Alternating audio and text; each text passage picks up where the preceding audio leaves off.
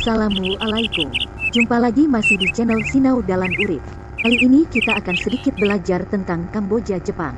Kamboja Jepang atau Adenium obesum adalah spesies tanaman hias. Batangnya besar, bagian bawahnya menyerupai umbi, batangnya tidak berkambium, akarnya dapat membesar menyerupai umbi, bentuk daunnya panjang, ada yang lonjong, runcing, kecil, dan besar. Warna bunganya bermacam-macam. Bunga ini disebut juga dengan mawar padang pasir atau desert rose, karena berasal dari daerah kering. Tanaman ini tumbuh lebih baik pada kondisi media yang kering dibanding terlalu basah.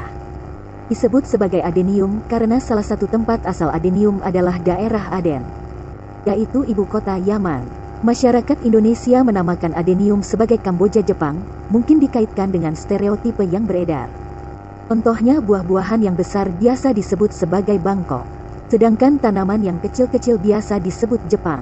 Oleh karena itu, jika dahulu kala sudah ada Kamboja yang sosok tanamannya tinggi besar, maka begitu ada tanaman yang sosoknya kecil tapi mirip Kamboja, disebutlah sebagai Kamboja Jepang.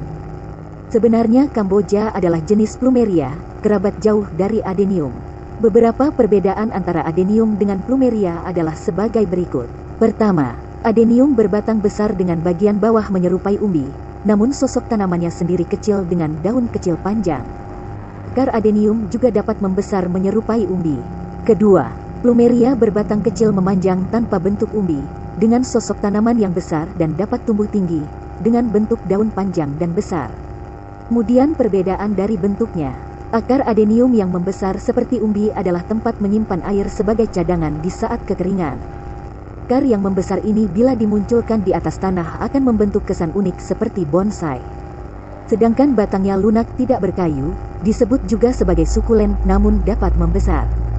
Tunas-tunas samping dapat tumbuh dari mata tunas pada batang atau bekas daun yang gugur. Mata tunas samping tersebut akan berfungsi apabila pucuk atas tanaman dipotong. Hal inilah yang dilakukan orang pada saat mempruning atau memangkas, untuk mendapatkan daun baru dan agar bunga yang akan muncul nantinya lebih serempak. Daun adenium ada berbagai ragam, bentuk lonjong, runcing, kecil dan besar, serta ada yang berbulu halus. Ada pula yang tanpa bulu.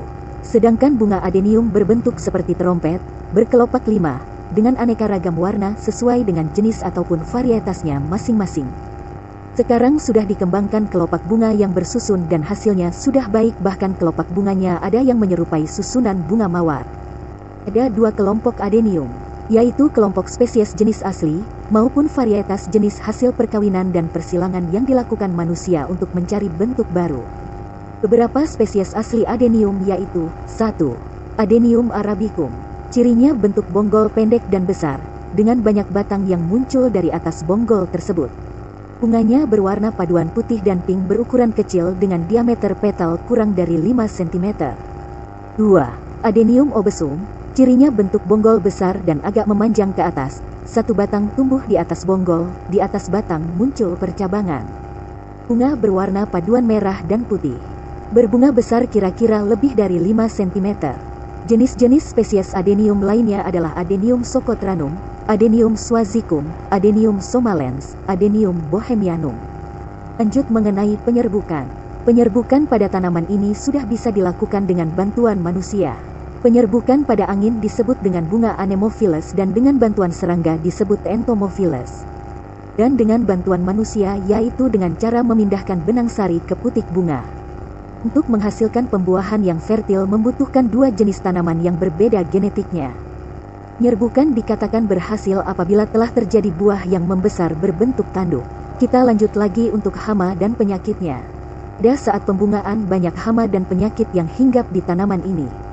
Para penghobi tanaman ini rela mengeluarkan dana lebih untuk menanggulangi musuh pada adenium tersebut. Karena tanaman ini apabila tidak secepatnya dicegah maka akan lekas mati. Beberapa jenis hama yang biasa menyerang adenium antara lain adalah 1. Aphid merupakan sejenis kutu berwarna kuning yang biasanya hidup berkelompok dengan jumlah yang banyak. Hama ini menyerang pucuk daun muda dengan cara mengisap cairannya sehingga daun yang terserang akan tumbuh tidak sempurna dan cenderung keriting. Hama ini termasuk pada kelompok Arthropoda. 2. Mealibak berbentuk seperti kutu berwarna putih dan memiliki tepung dan lapisan lilin seperti kapas pada tubuhnya. Hama ini ditemukan di ketiak daun, pucuk daun muda, dan batang tanaman.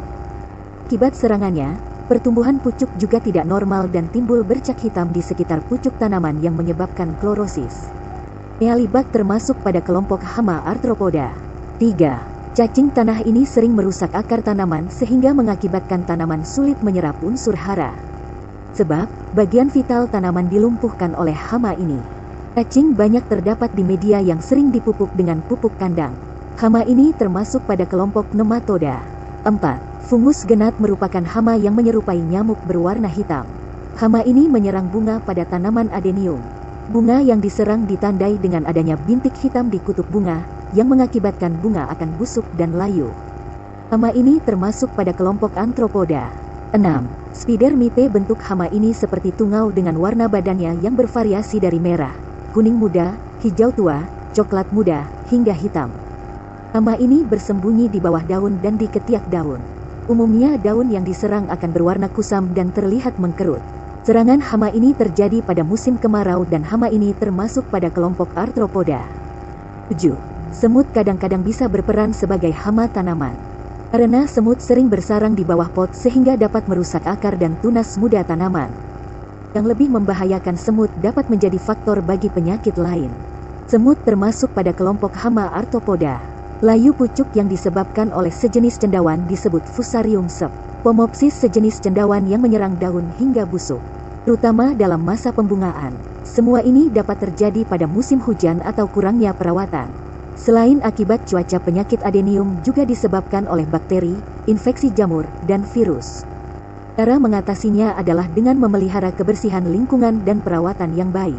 8. Trips berbentuk seperti kutu berwarna hitam dan bergerak cepat. Hama ini menyerang bagian bunga yang masih kuncup, akibatnya bunga gagal mengembang dan menjadi kering. Trips termasuk pada kelompok hama arthropoda. Dari keterangan di atas dapat kita ketahui bahwa hama yang paling banyak menyerang tanaman adenium adalah hama kelompok arthropoda. Hama ini sangat berbahaya apabila tidak segera diatasi karena dapat menyebabkan tanaman mati. Sedangkan penyakit yang menyerang adenium adalah akibat musim hujan datang. Jika tidak segera diatasi, tanaman akan segera membusuk dan sulit untuk diobati. Seperti busuk akar akibat penyiraman yang terlalu sering dan banyak atau terkena air hujan yang menggenang di dalam pot. Oke, demikian tadi sekelumit tentang adenium. Semoga bermanfaat. Terima kasih. Assalamualaikum.